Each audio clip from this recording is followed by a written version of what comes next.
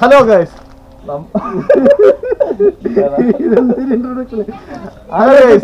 അത് നമ്മൾ അടുത്ത ഫുഡ് ചലഞ്ചുമായിട്ടാണ്. ഫുഡ് ചലഞ്ച് അല്ല, mango bar challenge. Mango bar challenge. ഇപ്പൊ നമ്മള് മാംഗോ ബാർ ആണ് ഇന്ന് എടുത്തേക്കുന്ന ചലഞ്ചിന് വേണ്ടി.